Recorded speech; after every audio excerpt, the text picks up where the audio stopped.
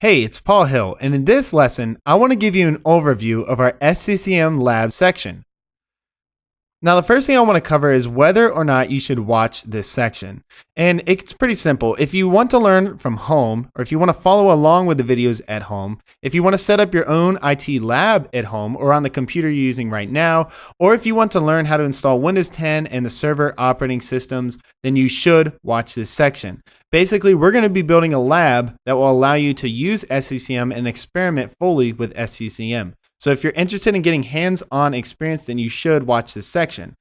Now, if you already have access to a Windows domain, or if you have access to Windows Server operating systems that you can play around with, then you shouldn't watch this section. We're not going to be covering how to install SCCM in this section. It's more going to be how to set up the servers and the network and all that so that you can install SCCM and begin to manage the network.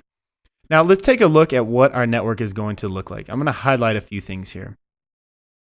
First, we're going to be using VirtualBox. Now you could use VMware if you would like. You can use Hyper-V if you would like. I'm going to use VirtualBox just because it's free and easy for you to download and get started with.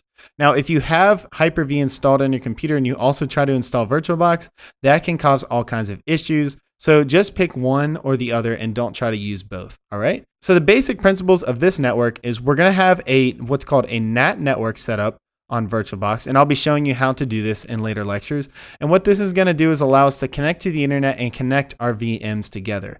We're gonna name this NAT network SCCM Lab, and then we're gonna be building 3 virtual machines. Now the first is gonna be ITF DC01.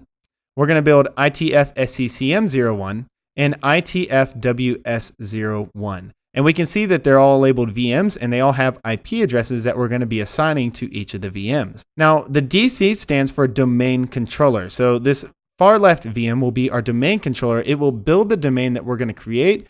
In my case, I'm going to call it itflee.com, and it's going to have tools like Active Directory and all that. The ITF SCCM server will have SCCM installed as well as SQL. And we can see the IP address listed, therefore it will be .11. Finally, the ITF Workstation 01 VM on the far right is going to be our Windows 10 workstation that we're going to be administrating and managing with SCCM. So when we get to deploying software or getting reporting on certain computers and workstations on our network, we will be using this Windows 10 workstation to do all of that. Now up here we can see the subnet is going to be 192.168.0.1. That'll be the subnet that our network is running off of. If your computer right now is using that subnet, you'll need to switch it to something like 192.168.10 or .1.1 or something like that. Just make sure you're not using anything that is already in use on your host computer. Okay, so just to reiterate, the SCCM lab is going to be a NAT network that will allow us to connect to the internet, and it will allow us to connect our VMs together. ITF-DC01 is going to be our domain controller, and it's going to have the DNS server, the Active Directory, group policy, and all of that. ITF-SCCM01 will hold the SCCM software as well as the SQL server.